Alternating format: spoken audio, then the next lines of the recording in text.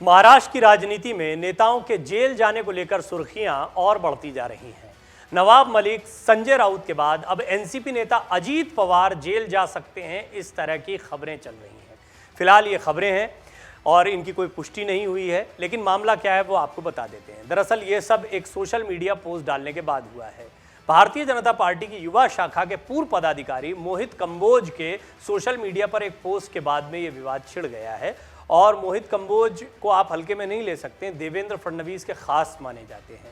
उन्होंने दावा किया है कि राष्ट्रवादी कांग्रेस पार्टी के एक बड़े नेता, कोट अनकोट नेता, जेल जाएंगे।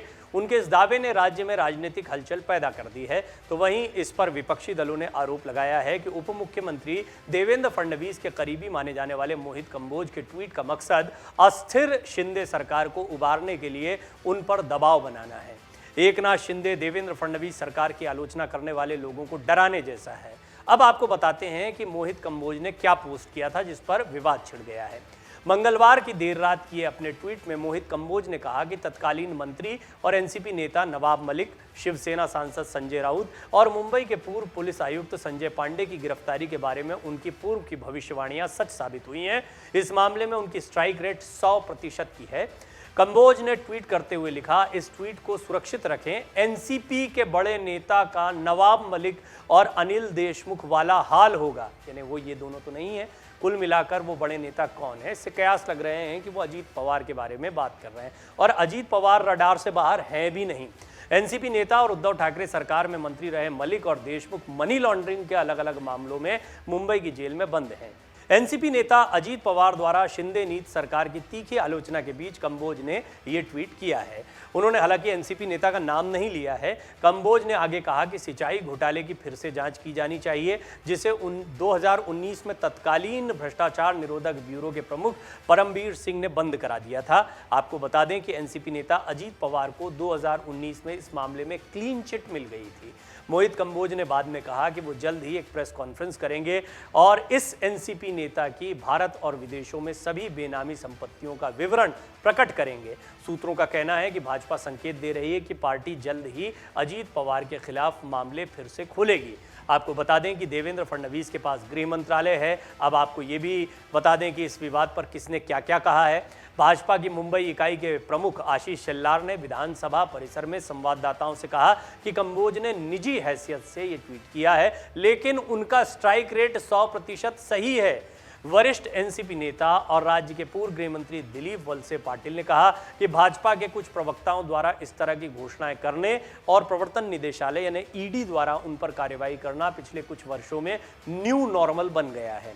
कांग्रेस की महाराष्ट्र इकाई के अध्यक्ष नाना पटोले ने आरोप लगाया कि ब्लैकमेलिंग एक व्यवसाय बन गया है। उन्होंने कहा कि भाजपा अपने प्रतिद्वंदियों को निशाना बनाने के लिए जांच एजेंसियों का इस्तेमाल करती है। ऐसे लोगों के खिलाफ हमारी लड़ाई जारी रहेगी। मुख्यमंत्री एकनाथ शिंदे ने बुधवार को घोषणा की थी कि महाराष्ट्र के उप मुख्यमंत्री देवेंद्र फडणवीस को राज्य विधान परिषद में सदन का नेता नियुक्त किया गया है। शिंदे ने यह घोषणा तब की जब उन्होंने राज्य विधानमंडल के मानसून सत्र के पहले दिन अपने मंत्रिमंडल के नए सदस्यों को उच्च सदन में पेश किया। बाद में भाजपा के वरिष्ठ नेता फडणवीस ने विधान परिषद में नवनिर्वाचित सदस्यों का परिचय दिया।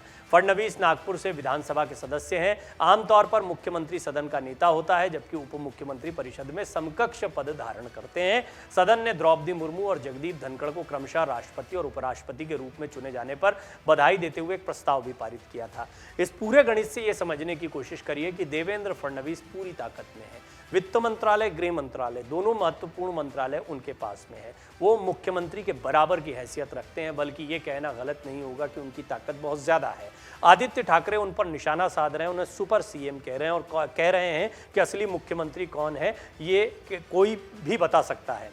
बहरहाल यहाँ पर एक जो बड़ा आरोप एनसीपी की तरफ से लगाया जा रहा है वो भी समझने जैसा है। एनसीपी का कहना है कि अस्थिर शिंदे फडणवीस सरकार को बचाने के लिए ये एक ब्लैकमेलिंग की जा रही है, डराने का प्रयास किया जा रहा है। हम डरेंगे नहीं। अस्थिर शिंदे फडणवीस सरकार से मतलब क्या है? दरअसल शिंदे और फडणवीस सरकार में 9 मंत्री बना दिए गए हैं, लेकिन इसके बावजूद असंतोष गहराता जा रहा है। सभी को मंत्री पद देना संभव नहीं है और सभी को खुश करना भी संभव नहीं है। उद्धव ठाकरे गुट की नज़र इस बात पर है कि कब कोई नाराज़ हो और हमारे साथ आकर मिल जाए, क्योंकि असली लड़ाई चल रही है शिवसेना की। जब तक इस लड़ाई पर कोई निर्णय नहीं होता है तब तक इस सरकार पर खतरा बना रहेगा, पहली चीज़। दूसरी चीज़, अगर इस सरकार से रूठ कर और लोग दूसरी जगहों पर जाते हैं या एनसीपी अपनी गतिविधियों को आगे बढ़ाती है, अपनी स्ट्रैटेजी को आगे बढ़ाती है, सरकार को अस्थिर करने की कोशिश करती है, तो ऐसे में सरकार इतनी इस वक्त कमज़ोर दिखाई दे रही है कि वो किसी भी वक्त गिर सकती है। इस बात से इनकार नहीं किया जा सकता। ये चिंता फडणवीस और शिंदे दोनों को सता रही है।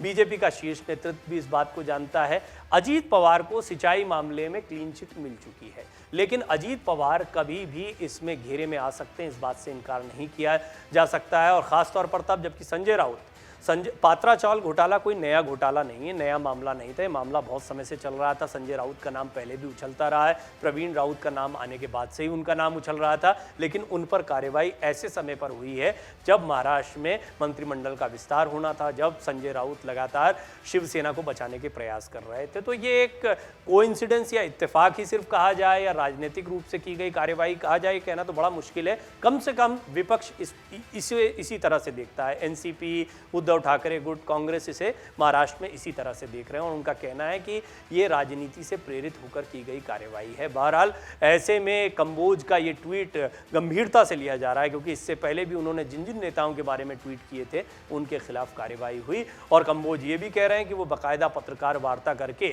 इस नेता की बेनामी संपत्ति का खुलासा करेंगे। नेता का नाम नहीं लिखना, बेनामी संपत्ति की बात करना, कार्रवाई की बात करना, स्ट्राइक रेट 100% है ये कहना, ये सारी चीज़ें एक धमकी की तरह दिखाई देती हैं। एनसीपी की नज़र से देखें तो वो इसे एक धमकी मान रहे हैं। बहरहाल देखना होगा कि अब महाराष्ट्र की सियासत में इस ट्वीट का या इन खबरों का कितना असर हो सकता है कि अजीत पवार भी जेल जा सकते हैं। अगर आप ये वीडियो YouTube पर देख रहे हैं तो हमारे चैनल को सब्सक्राइब करें और बेल आइकन को दबाना ना भूलें। अगर आप Facebook पर ये वीडियो देख रहे हैं तो हमारे पेज को लाइक करें। डाउनलोड करें अमर उजाला ऐप और पाएं खबरें लगातार।